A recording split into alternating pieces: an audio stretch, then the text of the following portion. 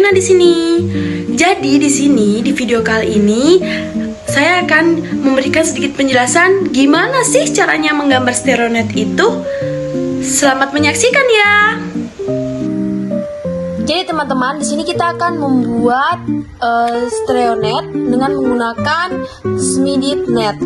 Nah, untuk stereonetnya sendiri itu di sini terdapat data strike dan dip. Ada dua data strike dan dip, di mana data pertama yaitu north 69 derajat east dengan dip 50 derajat dan north 169 derajat east dengan dip 30 derajat. Nah, untuk membuat stereonet sendiri yang kita butuhkan adalah data dip direction.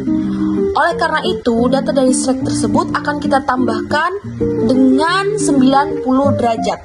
Nah, penjumlahan dengan 90 derajat ini untuk mencari nilai dari dip direction. Jadi untuk 69 derajat dari data strike dan 169 kita tambah dengan 90 derajat. Jadi dip directionnya adalah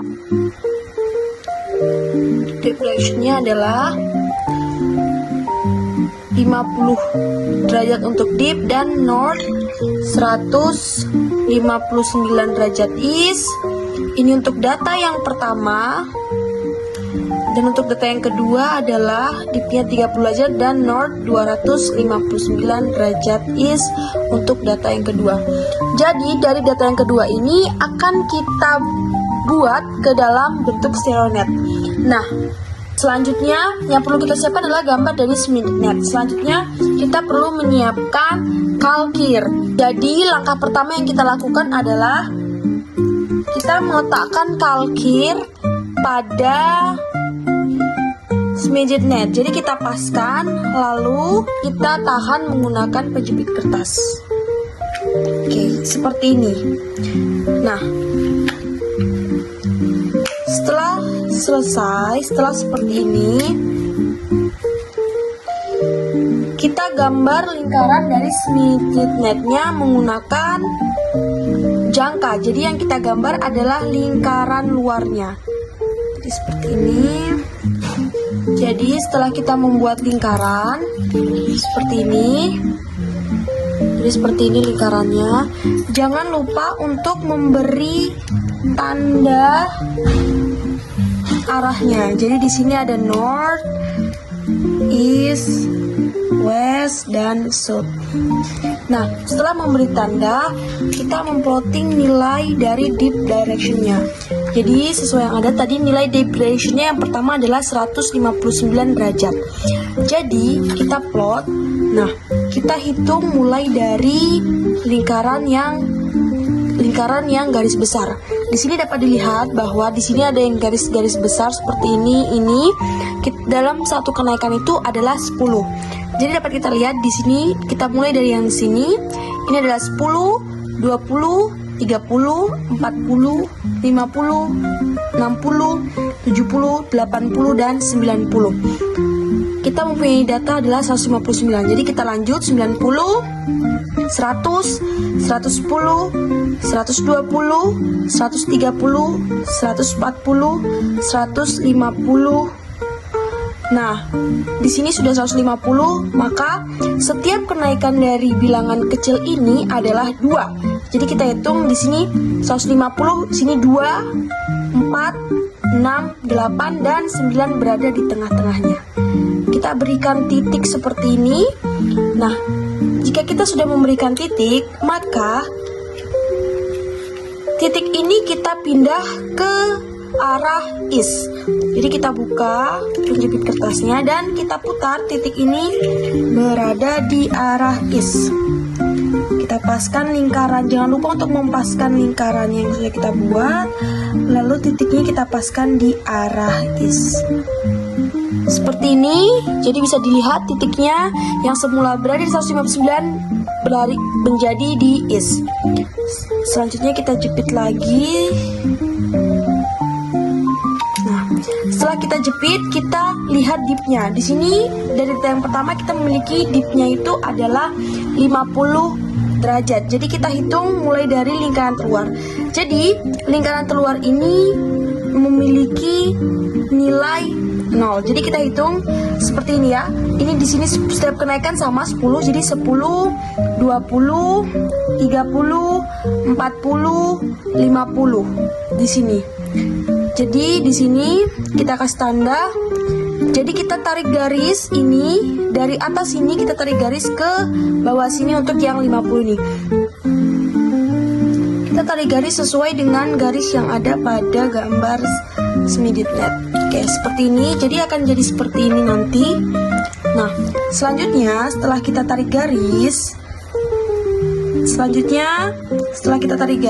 maka kita akan mencari polnya. Untuk polnya sendiri kita hitung mulai dari garis deep ini, kita hitung 90 ke arah kiri. Jadi kita hitung di sini kan 0, kita mulai jadi 10, 20, 30, 40, 50, 60, 70, 80, 90. Jadi polnya berada di sini. Jadi kita kasih tanda di sini sebagai P1 untuk pol dari data pertama. Nah, selanjutnya kita kembalikan lagi lingkaran yang telah kita bikin di kalkir ini ke lingkaran awal. Jadi sesuai dengan arahnya. Seperti ini.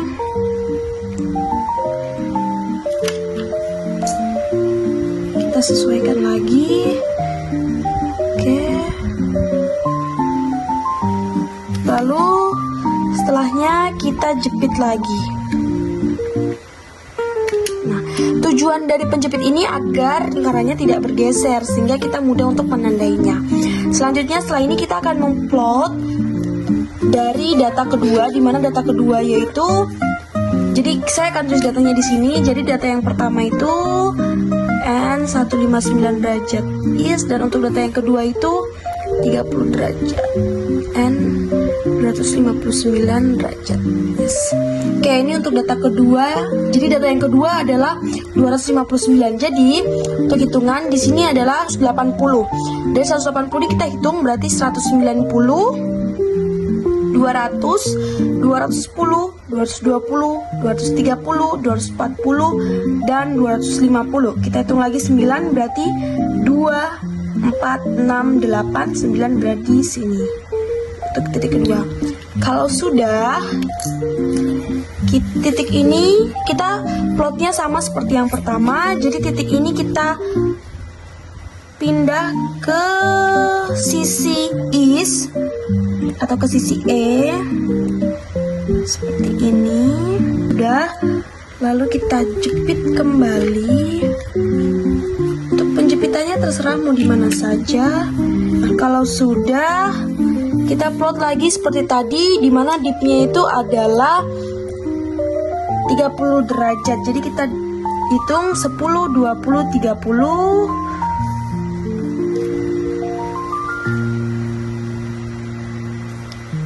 Jadi garisnya ini kita mengikuti dengan garis yang ada pada gambar Smiditnet. Selanjutnya untuk polnya kita hitung 10, 20, 30, 10 kita hitung. Selanjutnya kita hitung polnya, kita hitung 90 ke sisi kiri. Jadi 10, 20, 30, 40, 50, 60, 70, 80, 90. Berarti ada di sini. Ini untuk P2. Jadi pol dari data kedua. Oke. Selanjutnya kita lihat. Jadi untuk datanya nanti akan jadi seperti ini. Boleh dilihat. Jadi nanti akan jadi seperti ini. Jadi selanjutnya adalah titik pertemuan dari di data 1 dan data 2, yaitu di sini kita pindah ke sisi west. Jadi kita putar seperti ini. Jadi untuk pertemuan yang ada di sini ini kita paskan dengan garis yang west ini ya. Jadi kita paskan garisnya. Oke, seperti ini. Ketika sudah pas seperti ini, maka kita akan hitung berapa derajat dari pertemuan tersebut. kalau kita lihat, jadi di sini kan 0, kita bisa hitung di sini 10, 20. Nah, 20 lalu kita hitung lagi. Di sini 22, 24 dan di sini berada pada 26. Nah, 26 derajat itu sebagai nilai pi. Jadi kita bisa tulis, jadi di sini 26 derajat. Jadi kita akan tulis di sini bahwa nilai pi-nya itu sama dengan 26 derajat. Ya. Selanjutnya kita kembalikan ke sisi semula. Ya, kita kembalikan ke sisi semula.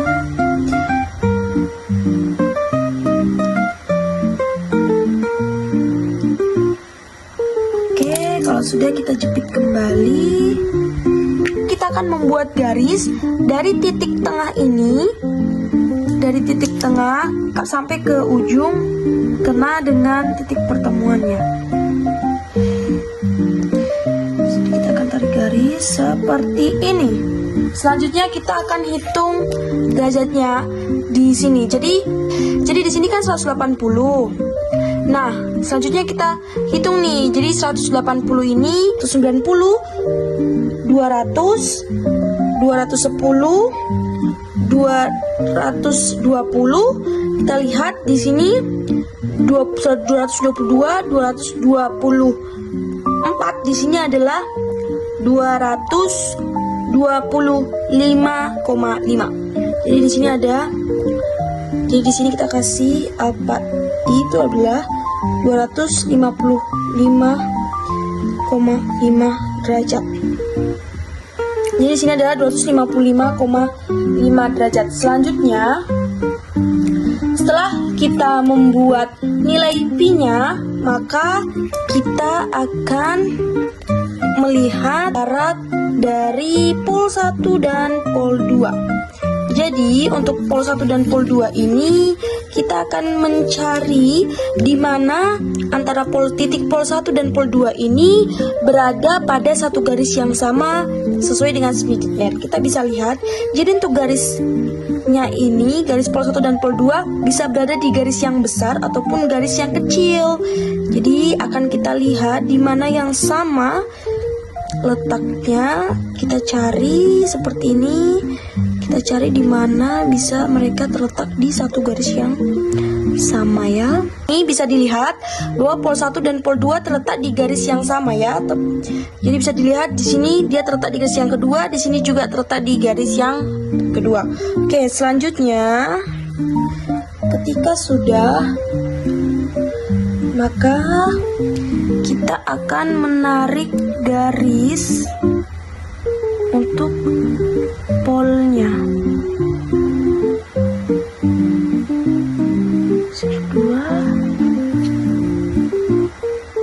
Seperti ini. Jadi ketika sudah, maka kita akan hitung berapa jarak dari pol 1 ke pol 2. Bisa dilihat, jadi kita akan hitung sesuai dengan yang tadi. Setiap satu ini adalah 10. Kita hitung dulu garis yang besar-besar.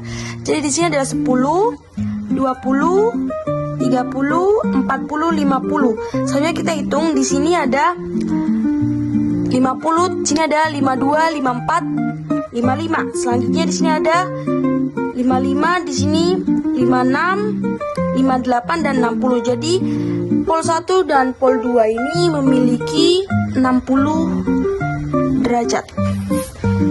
Seperti ini. Jadi selanjutnya jangan lupa untuk menarik garis dari pol 1 ke pol 2 seperti ini.